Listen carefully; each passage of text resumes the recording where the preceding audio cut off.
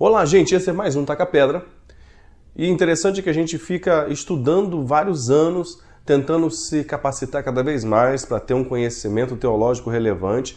A gente abre um canal no YouTube, trata de assuntos assim do meio cristão que são interessantes e a gente espera que haja algum retorno e a gente fica conhecido pelo quê? Vai aprender! É isso aí. Aonde eu vou, o pessoal vai aprender. Então esse é o nosso jargão de agora, né? Todo o programa agora que vai começar, mas nós vai aprender, fulano, que nós temos que aprender muita coisa nesses dias que ainda estamos vivos. Eu quero aqui agradecer, fazer um agradecimento bem grande ao pessoal que tem nos dado uma ajuda na divulgação, tá? Não é fácil fazer esses vídeos, a gente não tem muito tempo, né? A gente faz outras coisas, editar, escolher roteiro e tudo mais, é bem complicado. E nós ficamos sabendo de algumas notícias muito interessantes. Nós não temos uma quantidade de visualizações que chegaria a ser relevante, né? Principalmente o padrão de YouTube. Estamos aí com 100 e poucas visualizações só. Mas tem igrejas nos Estados Unidos passando o taca-pedra no lugar de escola bíblica. Tem igreja na Bolívia passando o taca-pedra e passando o pão de graça para os membros. E olha que lá fica uma pessoa traduzindo para o espanhol. Aqui no Brasil, tem empresas passando o pão de graça para os funcionários na hora do café. Então, nós só temos que agradecer. Obrigado mesmo. E nós temos aí algumas propostas. Você que não conhece bem o Caminho Sem Fronteiras, dá uma olhada no nosso Facebook. Nós postamos essa semana lá um resumo do nosso trabalho e o que nós estamos fazendo aí para frente. Tem coisa boa vindo. E tem até empresas interessadas em patrocinar projetos nossos missionários, em troca de vincularem algum tipo de propaganda, só que a gente ainda não chegou a ser relevante no YouTube, né? Temos que ter um número bem maior de inscritos, temos que ter um número muito maior de visualização, então conto com vocês aí nessa ajuda, é tudo em prol de algo maior. Então nós vemos daqui a pouco com Igreja pra quê? Dentro da nossa proposta de lendas lendárias do cristianismo. Hoje eu vou estar falando sobre isso. A igreja realmente é necessária enquanto instituição instituída? Redundância de novo. Nos vemos.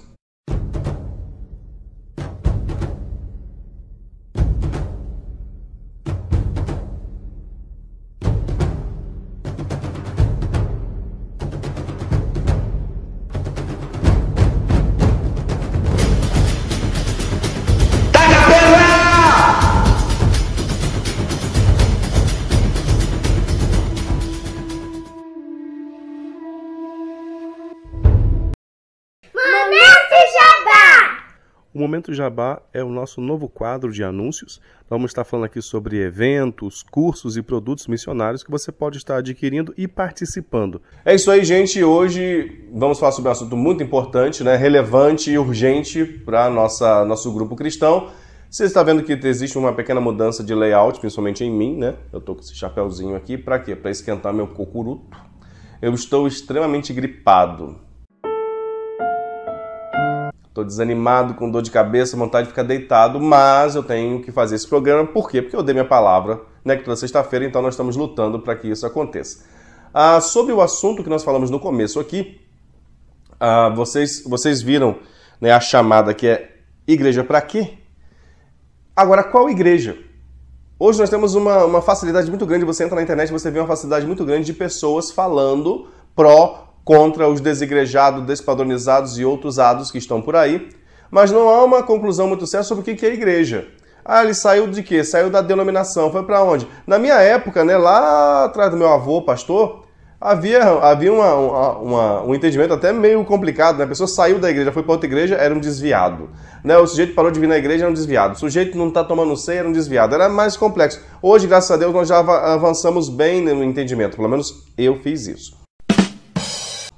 Sobre igreja, nós vemos na Bíblia que a primeira igreja, já que o sujeito é desigrejado, ele tem que estar fora da igreja. Mas a primeira igreja instituída, né, que nós podemos entender por Cristo, eu tenho uma referência dela aqui em Romanos, no capítulo 12, versículo 4, Romanos 12, 4, que diz assim: porque assim como num só corpo temos muitos membros, mas nem todos os membros têm a mesma função, assim também nós, conquanto muitos, somos um só corpo em Cristo e membros uns dos outros. Aqui está falando sobre a igreja corpo de Cristo. Então existe essa questão. Tem a igreja corpo de Cristo, ok? A primeira igreja constituída. E tem a segunda igreja, que foi um subproduto do corpo de Cristo. Foi quando o número de cristãos começou a aumentar, houve uma exigência, não sei se bem uma exigência, mas houve uma padronização, uma institucionalização do corpo de Cristo. E aí nós temos o segundo modelo, que é a igreja instituição.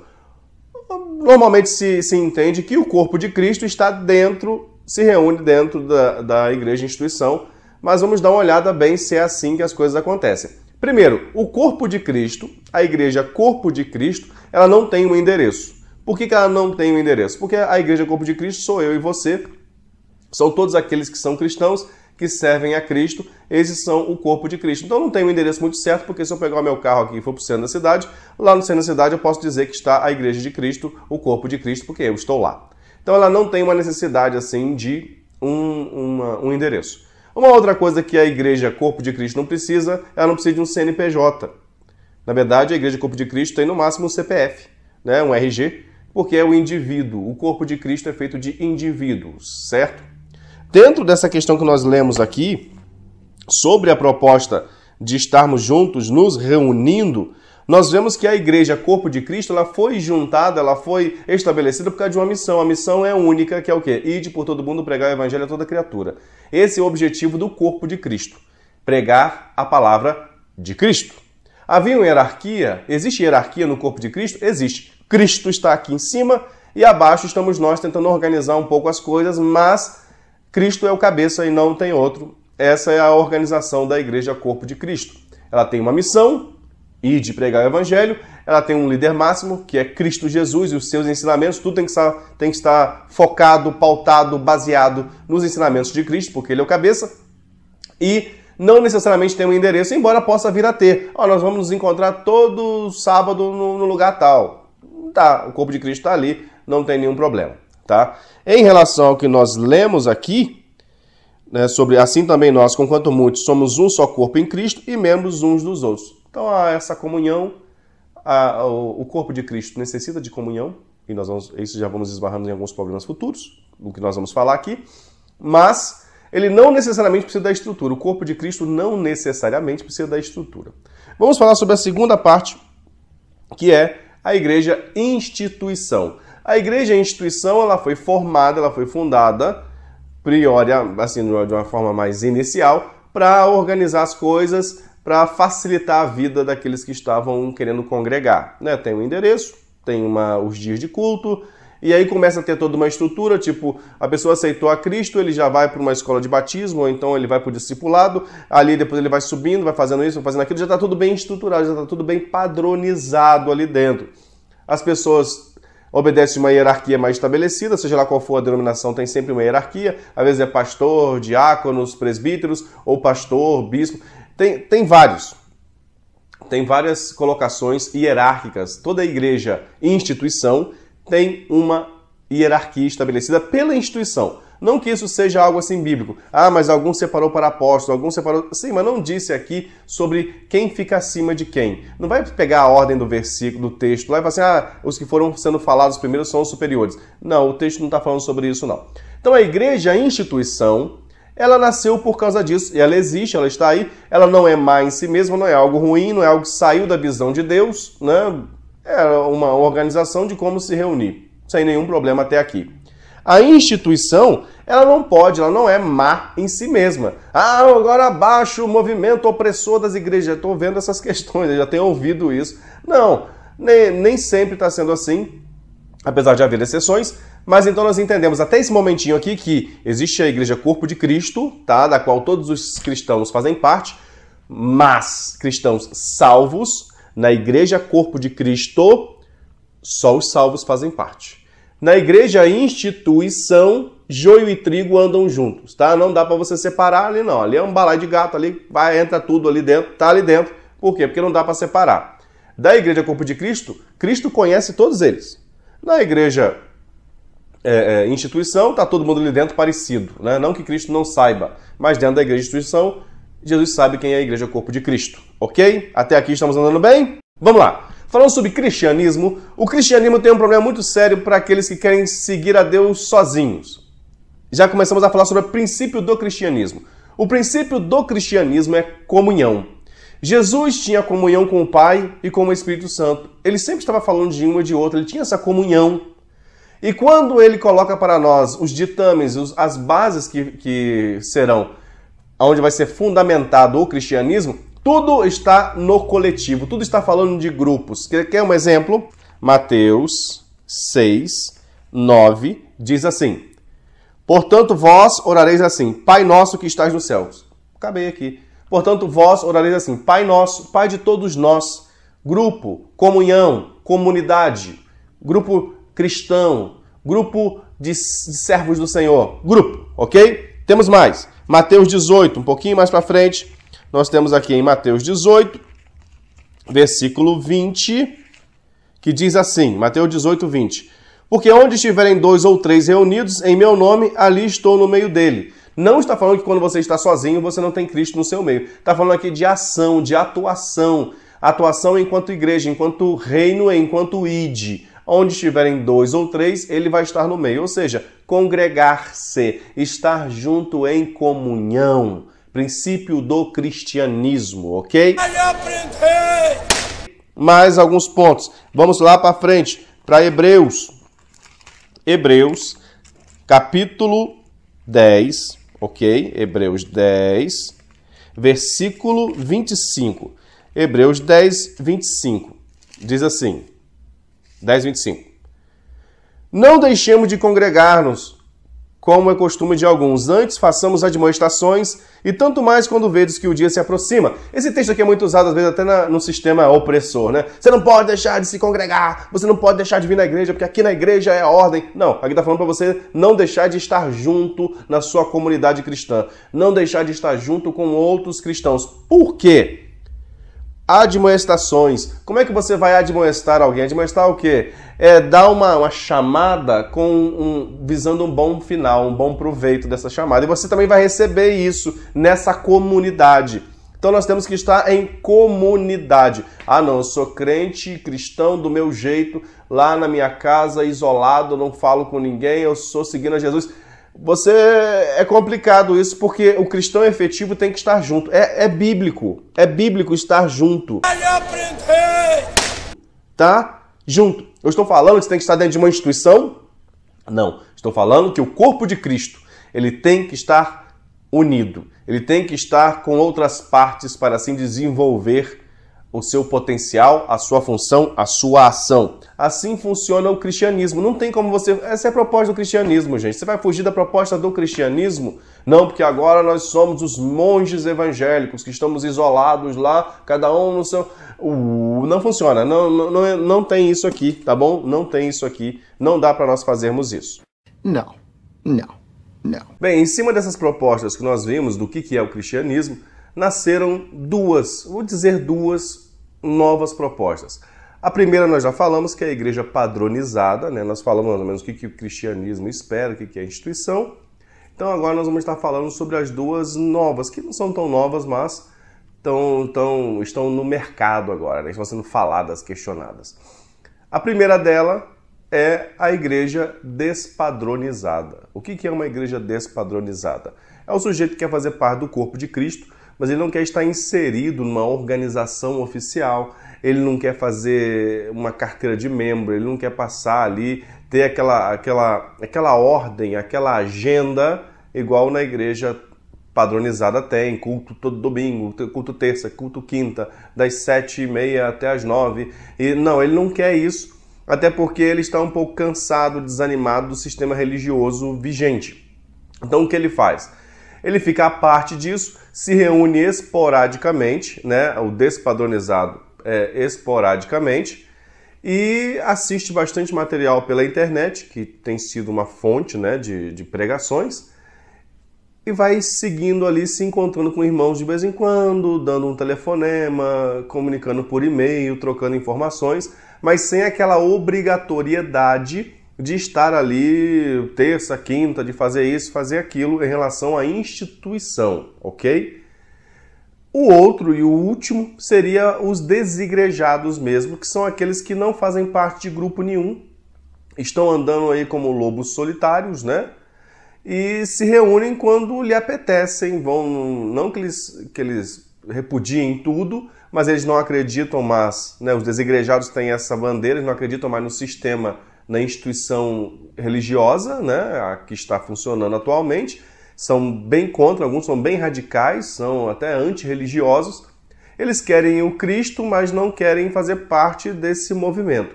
Eu disse um pouco sobre o que é o Evangelho, o que é ser cristão.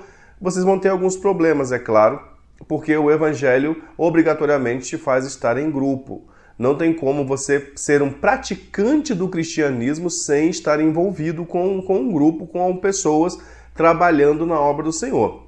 Ah, mas eu só quero acreditar em Jesus e tal. Tudo bem, você vai virar, na verdade, você vai virar um religioso, né? Alguém aí, um evangélico não praticante, embora isso não exista, né? Não existe isso. Todo evangélico cristão, todo cristão tem que ser praticante, senão ele é só um hipócrita, como Jesus enfrentou aquele pessoal lá atrás, né? Sepulcros caiados, tão bonitinhos por fora, mas por dentro não tem nada, porque o cristianismo exige ação. O que os desigrejados e também os despadronizados têm aí de problemático? A igreja padronizada tem um monte de problemas. Nós temos pastores, temos problemas de membros, temos problemas de doutrinas. E nesses dois formatos novos também tem os seus problemas. Né? O despadronizado, um dos grandes hoje defensores da despadronização é o Caio Fábio. Ele fala bastante coisa contra a igreja. Não vou dizer que ele está errado em tudo, né? Mas às vezes eu acho que ele exagera, ou não, muitas vezes eu acho que ele exagera na postura que ele tomou, né, de ser o revolucionário. Pelo menos ele é um revolucionário, não é um rebelde, né? Mas, no geral, tem muita gente saindo da igreja, achando que é fácil viver lá fora, sozinho, e estão aí saindo, e eu conheço, estou falando de experiência, de eu conhecer pessoas que estão hoje desviadas mesmo, saíram, tentaram viver lá fora e hoje estão lá fora mesmo. Então, nesse ponto está acontecendo um desserviço. Eu acho que tem muita coisa que você tem que conversar com mais calma, mas não estou aqui para julgar, não é o tópico de hoje. Mas ele é um dos defensores, a proposta dele hoje é uma igreja despadronizada, né? Se reúne de vez em quando, tem lá o suporte pela internet, tira suas dúvidas e tal, mas não tem aquela obrigatoriedade, é assim.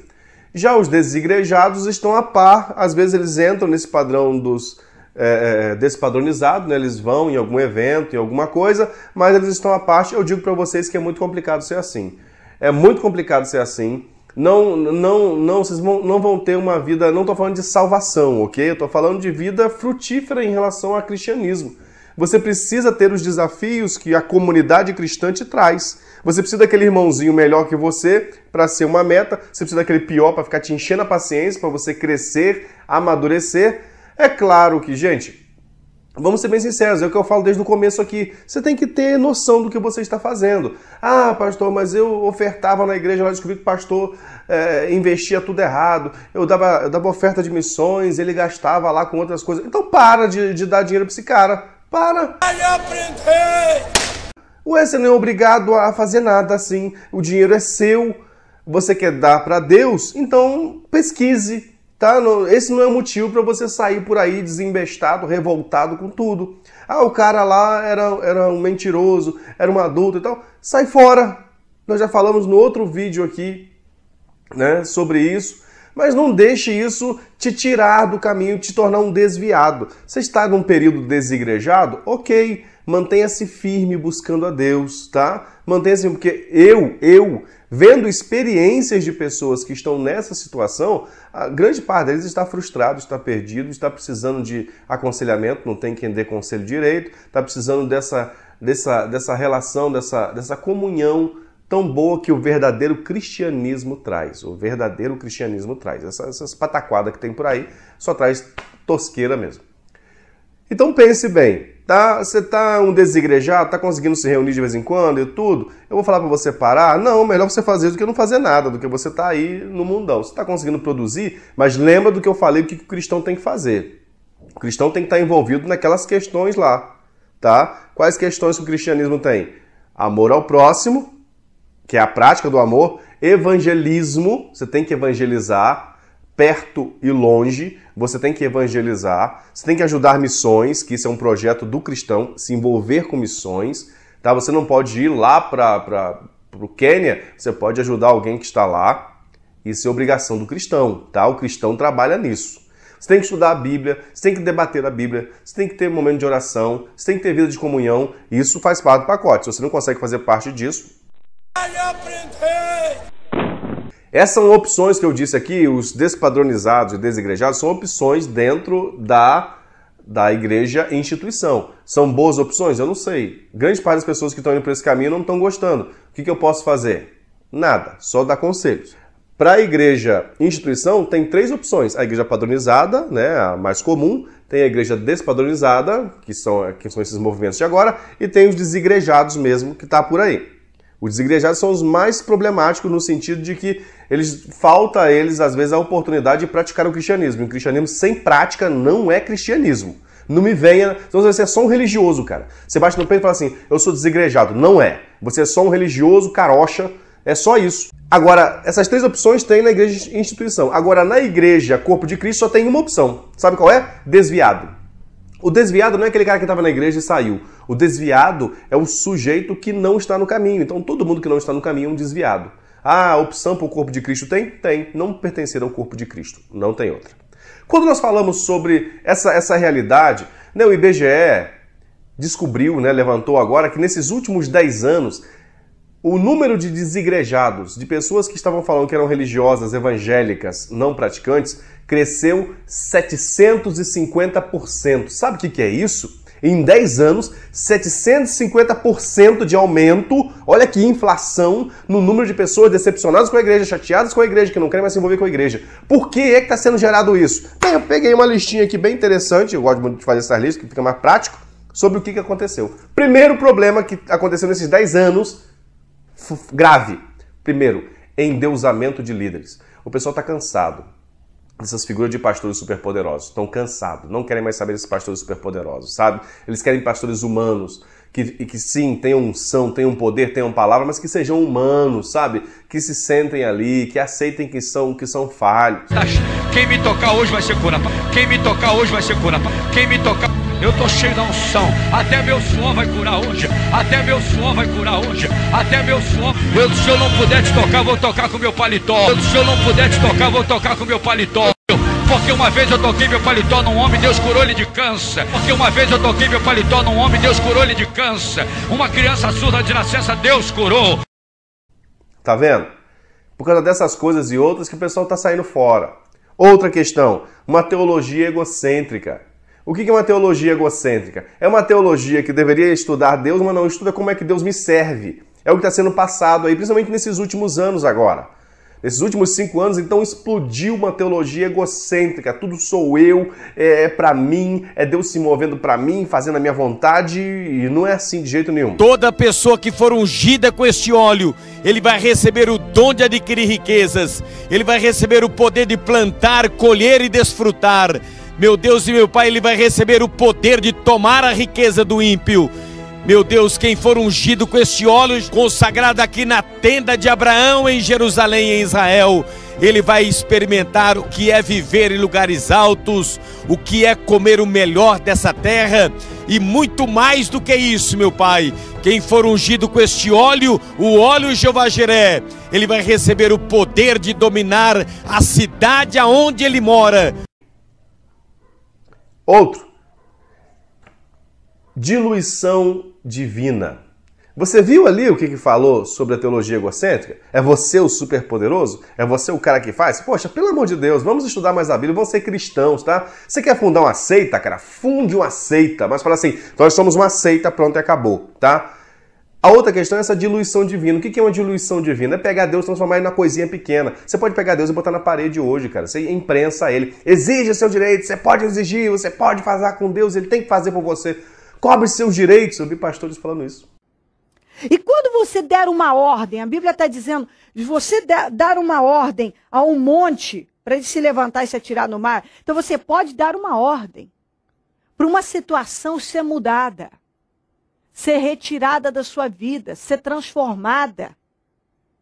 Se eu posso dar a ordem para um monte sair do seu lugar e ser lançado no mar, eu posso dar ordem para qualquer outra coisa. Cobre seus direitos, né? Fale ali e ele vai te obedecer. Fale que vai acontecer. Você tem poder, você não tem poder nenhum, cara. Você é pó, pozinho. Assim, ó, foi-se. E por último, um evangelho cego, evangelho sem propósito. O evangelho deveria ser o quê? Salvar almas, mudar vidas espiritualmente para melhor, trazer uma nova perspectiva de vida, trazer uma revolução não só apenas de sentimento, mas uma revolução de preceito, de caráter, de valores. E o que nós vemos hoje? Você receberá o óleo das nações consagrados em 4 continentes. Quem for ungido com este óleo vai conhecer as nações. É isso aí que nós vemos hoje. Um evangelho totalmente cego. Vai te dar um som pra você ir nas nações. Pra quê? Pra pregar o evangelho, pra cumprir Atos 1:8. Não é pra você viajar, cara, pra você pisar lá, porque você é cabeça, não é cauda. E as pessoas estão indo embora da igreja. Por quê? Por causa disso. É por causa disso. Até eu dá vontade de cair fora. Se eu tivesse certeza, se eu tivesse uma certeza, se eu tivesse uma suspeita que era só isso, eu já tava fora, cara. Eu já tava fora. Pelo amor de Deus, o que é isso? Então nós vemos esses pontos aqui. Só que você que tá fora, você que tá pensando em sair, você que tá pensando em desistir disso, deixa eu te falar uma coisa. A Bíblia garante que você é templo do Espírito Santo, ok? Você sozinho, o indivíduo, você é templo do Espírito Santo, ok? Amém. Glória a Deus. E você também é sacerdote. Você sendo templo do Espírito Santo habita em você. Você não depende de igreja, não depende de nada. E você sendo sacerdote, você pode chegar diante de Deus. Você pode chegar, você não precisa de um pastor, você não precisa de um padre, você não precisa de ninguém. Você vai lá e chega diante de Deus. O véu se rasgou lá atrás, cara, você tem direito de chegar diante de Deus. Só que tem uma coisa. Você não pode ser corpo de Cristo sozinho. Como é que você vai ser corpo de Cristo sozinho? Eu sou o dedo separado. Isso é filme de terror, por acaso? Para ser corpo de Cristo tem que fazer parte. O corpo é de Cristo. Você faz parte do corpo de Cristo. Então não adianta tentar inventar. Você precisa estar em comunhão. Você precisa estar em grupo, 2, 3. Você precisa estar trabalhando na obra do Senhor. Você precisa estar envolvido. Não dá para você falar assim, mas olha, são tantos problemas que a gente vê aqui. Eu já pulei fora. Tá, eu te entendo, cara. Eu te entendo. Mas você, para ser cristão, você precisa estar inserido. Você é sacerdote. Você é templo. Mas você precisa ser corpo. E para ser corpo, só estando junto com o corpo de Cristo. Não dá para ser corpo sozinho, tá? Corpo de Cristo. E essa questão que eu falei agora, ser corpo, é claro que isso não afeta só quem está lá fora, não. O desigrejado, o despadronizado. Não. Tem gente que está mortinho dentro da igreja, dentro da instituição. Sabe como? Pastor, mas eu tô aqui dentro. Você é um cadáver no congelador. Sabe o que acontece com um cadáver no congelador? Ele não fede. E ele não apodrece, mas está mortinho igual o outro. A única diferença é que ele está congeladinho lá, tem uma aparência, certo? Se deixar ele ali, 50 anos o bicho vai ficar ali. É igual muita gente que está aí dentro da igreja hoje. Já está desigrejado, não está nem desigrejado, está desviado, mas está ali dentro da igreja, porque não produz, não faz nada. Se você produz, queridão, siga em frente. Mas cuidado. Tá, eu estou falando sobre algo aqui muito sério. A maioria das pessoas que eu conheço que são desigrejados é gente que está frustrada, a gente está sentindo falta de algo. Esse algo é a comunhão. Sem comunhão, a gente não pode ser cristão. Eu quero fazer um desafio aqui para você que está desigrejado, você que está desanimado, você que está decepcionado. Cara, entre em contato conosco. O Caminho Sem Fronteiras nasceu para dar suporte ao reino de Deus. Você é reino de Deus. Mesmo que você fale assim, mas eu não sou não, porque eu sou um revolucionário, eu estou aqui só. Não, você é reino de Deus. A gente está aqui para te dar uma ajuda, para te dar um help. Eu quero te trazer para onde? Para a minha igreja? Qual igreja, meu irmão? Para o Caminho Sem Fronteiras? Não quero te trazer para o Caminho Sem Fronteiras. O Caminho Sem Fronteiras não é uma igreja. Nós vamos, no máximo, nos encontrar. Se você mora em Curitiba, nós podemos nos encontrar para conversar. Aonde? No templo? Não. Talvez numa lanchonete, numa sorveteria. Provavelmente eu vou pedir para que você pague um salgado para mim, porque afinal você que me chamou. Mas a gente vai ter um bom papo, vamos estar orando juntos, vamos estar ajudando para que você ande um pouco mais, cara. Que você não pode parar. Você não pode parar. Não desista. Tá? Se você tá aí querendo o norte, você tá precisando, mas me decepcionaram tanto e tal, não sei o quê, entre em contato conosco. Tá? Venha, mande um e-mail para nós, veja lá como é que faz para entrar em contato, entre em contato conosco. Estamos aqui. Se a gente puder te ajudar, nós vamos te ajudar. Nós estamos aqui para isso, para o reino. E se você é reino, cara, bem-vindo. Bem-vindo aonde? Aqui mesmo. Vamos discutir, vamos ajudar, vamos orar juntos, vamos aprender. Que Deus abençoe vocês nessa parte. Estamos encerrando esse momentinho. Espero que tenha ajudado vocês.